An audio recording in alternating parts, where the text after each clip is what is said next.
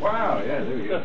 So yeah, it's a rundown of the kind of stuff that we've done in the past. We've got the marching band here taking an audience into Greenwich Park at one of our festivals. We've got Pillow Fight Club, mobile clubbing, everyone all just enjoying the public space, reinventing the public space. Yearly cum festivals, which are made up for all the people that attend and come down and contribute. And then the ongoing project was the project space, which is up on Tanner's Hill in Bedford. And like some of the other organisations, the big thing for this year that we've got is our brand new website. And as you can see, it's kind of a lovely layout. It's a content management system. It kind of makes the fact that we've got 7 years worth of content from loads of different exhibitions and performances and festivals. It's kind of easier to navigate. There's Nicole, very happy about being able to navigate the website incredibly easily, and update and kind of publicise and promote events. And it's also providing a basis for developing this website so it can actually organise events as well, help us and other people start organising them. And then for events, yes, we've got this year coming up is our Comeback, which is the yearly festival. Again, a very grassroots affair, sort of made up the fact that people come down, they're able to contribute their skills. From one of the other festivals, you've got great footage of a group of people collectively rebuilding a veranda for all the bands to play on. And that's going to be over in Wales. We're doing a site visit on Sunday, and it's a beautiful ancient holistic spiritual ground. But the website's also great for our project space, which I talked about a bit earlier, up on Tanner's Hill, an old ice cream factory. And we've got loads and loads of events coming up. Tomorrow night, we've got the private view for A Trail of Rusty Melodies. That's one on the left.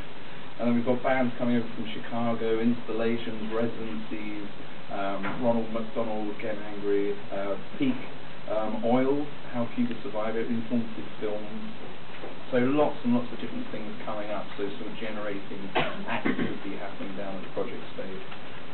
And then in between shows and events, we've got people actually working on projects. This is just one example. Metal Mouth Theatre is a young group of people with a theatre company.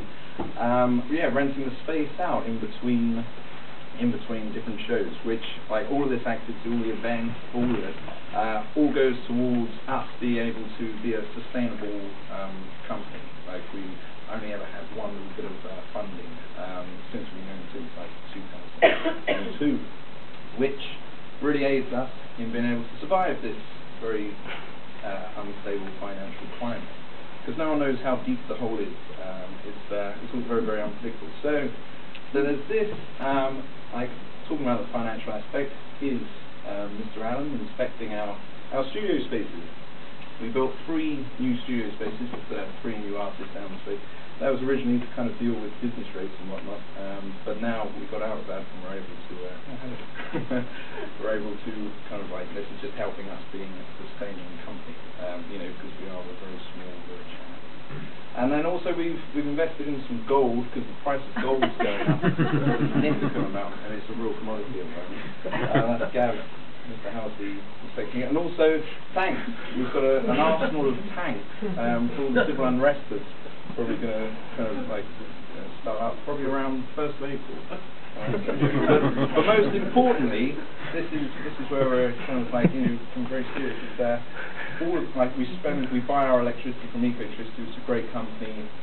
They plough all of their profits into being able to build new wind turbines, and they're kind of making cars that run off of wind power. They're doing loads and loads of amazing ethical companies. But also, we do all our savings are in the cooperative bank, which in the short term is actually a lot more profitable to be with a bigger high street bank, but they're not doing particularly very well at the moment. So yeah, this is like a long term thing about it.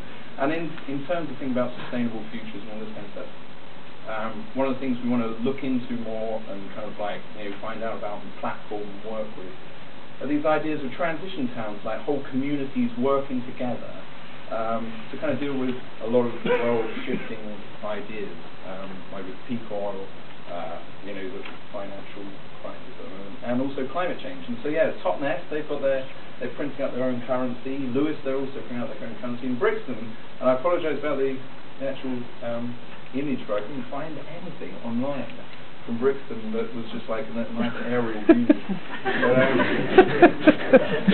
yeah, I mean that's like entirely the rest as well. But they print their own money, and it kind of sustains a local trade and cuts down on CO2. There's many different reasons. It's all tied in with permaculture. The guy that started it, Bob Hopkins, he's a real permaculture expert. So with all this idea of sustainability, being able to be kind of grassroots, people working together, which is a very important thing. We can kind of send a postcard from the future, whereby London might look a bit like this.